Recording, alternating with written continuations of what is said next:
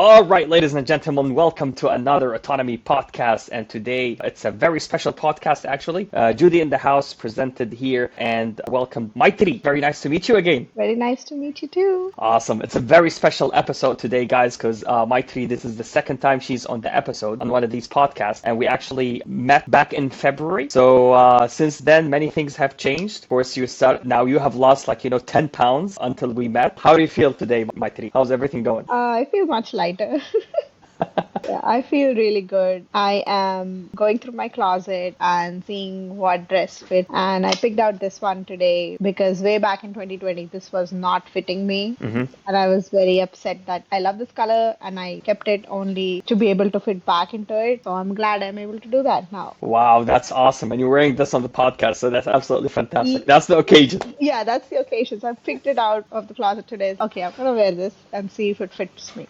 Wow, that's awesome. I love that. And I remember you mentioned to me in the last podcast that we had in February that you were the lightest in decade. Yeah. Now you are even lighter. I am. What's the difference now? How do you feel? When was the last time today you were at 66 kilos, I believe? Yeah. So last time I was 66, I was maybe newly married about in 2018 and even less than that. Before that, I was very quickly gaining weight right after my marriage. I moved to a new country. I moved to US and I didn't really take care of anything basically, and I was just quickly catching up. I was not holding on to that 66 or less that I was consistently. So from 2018 it has always been exponential. I'm going backwards.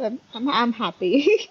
Wow, that's really great to hear, Mythereyi. And you've been in this journey now for 6 months. For a lot of people, when they look at 6 months, it seems like a long time to be on a calorie deficit or being in a diet or being what they call restrictive. How did you feel those 6 months went for you? I won't say difficult. Difficult is a very strong word. I'd say it's an adjustment that I had to make. So my adjustment meant that I had to catch up on the 10K steps every single day. Also, I was not eating calorie deficient as such, but I was already eating salads and I was enjoying that. So food-wise, I now have more structure. Before 6 months, I was lacking that structure. The autonomy, I got that structure back and I'm really enjoying that. If somebody asked me if those 6 months were difficult, I'd say no, because now looking back, I was craving for that structure, and when I got that, it made me feel good of what I was eating, significantly more than I was eating before. Yeah, so not every week was calorie deficient as such for me, but the portion or the amount of food that I was putting on my plate was different, and I didn't know that I could be happier with that. Now I know that. Exactly. What would you say changed in your mindset now versus 6 months ago? Definitely the 10,000 steps, that was more of a mindset change than physically getting up and going. That needed to sit in my brain, get ingrained in my brain that I have to move my body more frequently, even if it's for 20 minutes. Than what I was doing before. So even if I do a 30-minute workout, I still walk and complete my 10,000 steps. Okay, I ran for an hour or 45 minutes. I did a running workout. That's it. I would just sit on the couch and call it a day. But now it's not like that. It's more split that into 20 minutes walk every 4 hours or so, and you get those 10,000 steps, and I'm very happy about that. Yeah, that's a great mindset. Yeah, that is a mindset change for me. And having a toddler definitely added to that. Absolutely. How's he doing, by the way? She's doing fantastic. She is 2 years and very talkative, and she keeps me on my feet. Those 20-minute walk, the weather has become better, so we take that 20-minute walk outside whenever she wants to walk. So we just take that 20 minutes and walk and come back. You mentioned to me, I remember on the last podcast, that part of you choosing to do this journey is that you wanted to set an example as a mother as well for your daughter. Do you feel at a point where you can achieve that now at the moment? Oh, yeah, definitely. So the 20-minute walk initially was just me going out, refreshing my mind. But now it has become like a family activity. So my dog is coming, I am coming, my daughter is coming, my husband is coming, all of us are walking. When people in my community look at us walking as a family, just 20 minutes throughout the day, they just see and they ask us, what are you trying to achieve? It's a family bonding thing that we are doing. Also showing my daughter that walking is healthy, getting outside the house is healthy for you, for them, for everybody. It's nice. It's working out. So as long as the weather is nice, gonna take advantage of that. Yeah, absolutely fantastic, Mythereyi. This is like really great that you have that influence on your family as well. Not only your daughter, but also you're setting the tone at what a healthy lifestyle is in your family, right? Yep, Yeah, absolutely. definitely. Okay, great. Now let's jump into the main event as well that you attended with the team in San Francisco last month. How did that go and how did you feel about it? It was very nice. It was very informative. Nathan said that we were working out, yes, but the technique that we were using or the body posture that we were in for achieving the maximum effect of that workout was lacking. So even if we were doing a squat, we were just doing a squat. We were not really focusing on which muscle or which muscle groups were getting affected by our squats, by our lunges, or by our shoulder presses or things like that. Learning that now, when I go back and do those workouts again, now I know which muscle should move and which muscle should be contracted or which muscle should be the one that should be paining. This was especially important for core workouts because we were just doing core workouts maybe 3 times a week just for the heck of it, but we never really focused on what core engaging means and what muscle group or what posture we needed for that core to be correctly engaged. I learned so much, especially for the core workouts, and seeing Ojita show how to do that was really helpful. I was very, very impressed. It's certainly great to like, you see these people on Instagram, like, Nathan and Orjita, and they're posting like, stuff online, and then you get to meet them, you know what I mean? And then get to work out with them actually. That was really interesting. There was this one guy who had come to our session. I forgot his name. I'm so sorry. I'm very bad with names. So he had very long hands. So when he did a bench press or when he did a shoulder press, it showed. When I was doing the same thing, it's not going anywhere. I'm right here. I have such short hands. It's not going anywhere. But for him, it took like a whole minute to go there and whole minute to come back. And I'm like, huh? It was funny. I was like, okay, short girl problems. But I was able to do it. Even for that matter, how you balance a squat. Yeah. Everybody's squat looked different. My squat looked so much different than theirs. And I was like, am I that person who doesn't even know how to squat properly? And then Ojita told me, because you're a short person, because you're a tiny person, you reach the ground much faster than anybody else does. And I'm like, oh, that makes sense now. Yeah. It was very interesting. Yeah. It's great that you got that knowledge as well, that make things start to make sense. Yeah, definitely. It made a lot of sense. The power people have, especially in the influencers you guys have, is real. Yeah. How did it feel, Mythereyi, to meet actually other clients like you who actually went through the journey, went through the struggle, and other successful clients who showed up to the event? How did that feel for you? I felt very powerful that people in our community are taking their health seriously. And I was inspired very, very much to not just stick to like 6 months or so, okay, I'm going to do this for 6 months. No, I wanted to do this as a lifestyle change for life. So looking at people achieve, this guy who did 26 kilos in 6 months, I'm like, 26 kilos in 6 months? Wow, I want to do that. I want to be inspired and do that. I was like, 8 kilos? Hey, I could have done maybe 9, maybe 10. Yeah. But I was like, no, I did 8 kilos, but I want to do more. I want to get there more. It was very inspirational. Yeah, it's certainly motivating to see other successes as well that inspire us to keep pushing and go for more, right? Oh, definitely, definitely. Yeah, absolutely. Did you feel like this event also helped you not regain your motivation, but keep your motivation going to keep pushing for more? Oh, yeah, definitely, definitely. Like I just said, everybody that came to that event had different backgrounds. Despite their backgrounds, they were all working towards the same goal, that is to either lose weight, gain muscle, something, but everything meant to a lifestyle with healthier choices. That is the underlying motivation that kept really going. I was like, yeah, I want to do that. 8 kgs was not enough for me. I was like, no, at that point, like right after I came out of that session, competition, I was adrenaline high. Like I was like, yeah, I think I can do it. I'm feeling so inspired.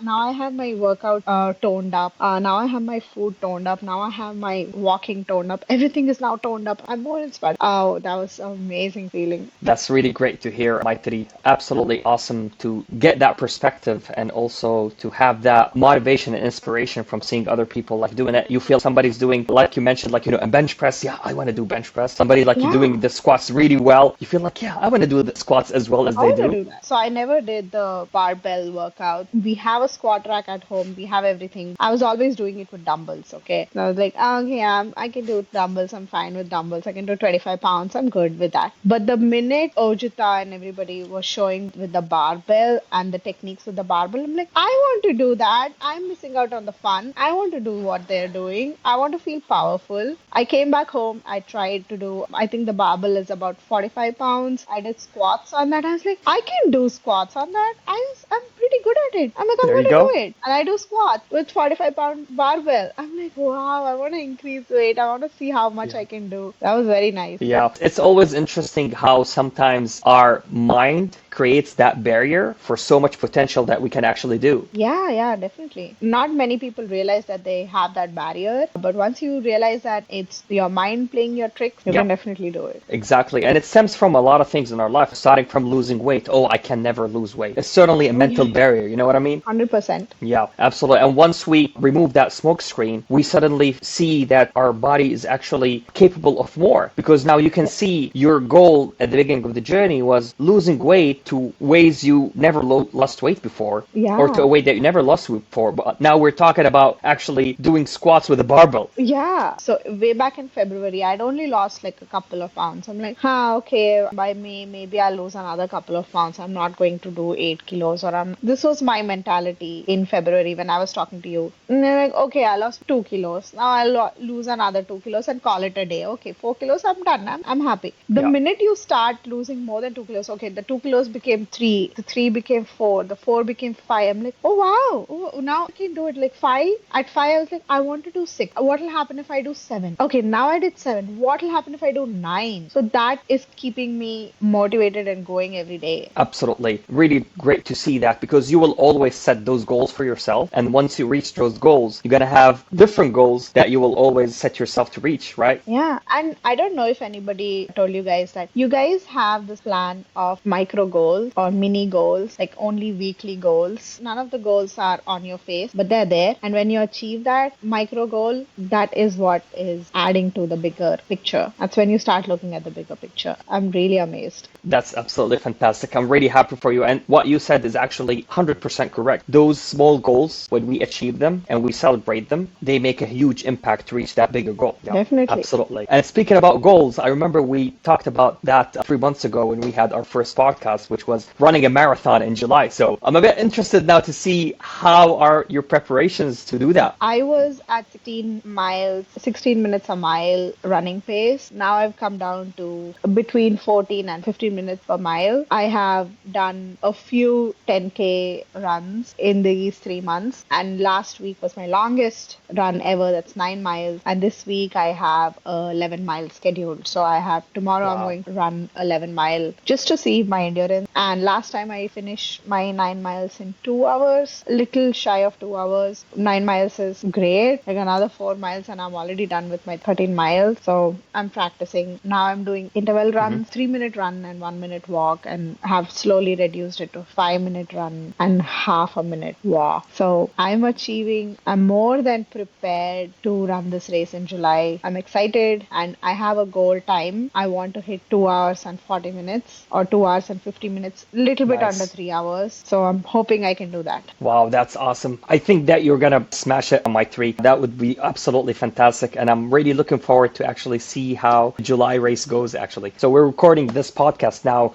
guys, in June. So that's gonna be next month. So we will see how it goes. Yeah, absolutely, Mythereyi. And just to ask you this question as well, how do you feel your runs are being 20 pounds lighter? I've noticed lesser strain on the knees and less being out of breath, definitely less effort. effort in pushing harder. So even if I push harder for like 5 minutes, 6 minutes straight, I don't have a strainful leg or a strainful stomach or a strainful heart or something. I don't have that anymore. With practice and with continuous walking, I'm able to catch those intervals pretty quickly without getting overly tired. I feel lighter running now. So yes, 20 pounds Yeah. lighter. Yes, definitely I can feel that. Exactly. Yeah, that's absolutely amazing to hear and fantastic to hear. So, my next question is, what is next for you? You mentioned setting those small goals or small targets to reach that big goal as well. So, what do you feel your next big goal is, Mythereyi? For my big goal, I had two things in mind. I wanted to go and get a whole blood work done just to make sure that my blood pressure medication can be taken off. Now that my doctor has promised that if you can get to your BMI, I'm going to do it. So I want to get to that BMI weight. Even if it's on the higher side of the BMI bracket, I'm fine, but I want to get there. So that's about 58 kilos. So another 8 kilos to go. And this time I want to not do it in like a fixed time, but I want to do it for life. So if I'm doing Yeah. this, I'm doing this, I'm making this change for my life. I want to maintain that 58 for as long as I can. So I'm going to keep signing up for smaller runs here and there every summer and do some hike. So summer in US is known for hiking places. So we have some planned all. So I'm going to be doing that as smaller micro goals. Oh, I Yeah. wanted to talk about one other thing that I did. So if you guys know about Yosemite, Yosemite is national park in US that has beautiful waterfalls, especially in spring, summer. I never hiked and I was very bad at it for walking maybe 2,200 feet elevation as well. I walked and I hiked 2,300 feet elevation without breaking a sweat with my best friend in five Wow. hours. We did a 8 mile hike almost to the top of Half Dome because Half Dome was closed. So almost like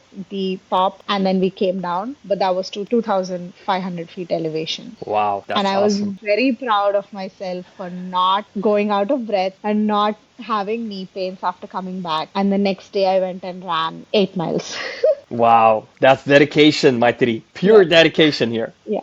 Wow, absolutely proud of you. This is absolutely smashing. And now I know that you're going to hit that 58. That's for sure. You know, nothing is Yeah. stopping in your way, Matri. And I think it's fair to say that we've already set our podcast 3, our third episode, when you're 58 kilos. I'm really interested to chat with you once you hit that target. How does that sound? Yeah, absolutely. I want to show that I did it. Yep, absolutely. I'm really looking forward to it. It was a pleasure chatting with you today, Mythereyi. Absolutely always love our chats and love having you on these podcasts. And I'm pretty sure a lot of people are going to get inspired by your journey and inspired by your motivation and dedication as well. Thank you. Thank you so much. Thank you for having me. Absolutely, Just Mythereyi. one step at a time. Everybody, Yep, just one exactly. step at a time. That's the mindset, Yep, right? yep, that's the mindset. All right, Mythereyi. Well, it was great to chat with you, and I'm really looking forward to the race next month. And I will check with your coach Dimple as well and see how things went for you. And then our next meeting will be, it's already set at 58 kilos. All right. Definitely. All right. So what are we talking about? Like 8 kilos to go? Yeah. All right. Let's do this. Definitely. All right. I'll chat with you soon, Mythereyi. Nice having you today. Thank you very much. Thank you.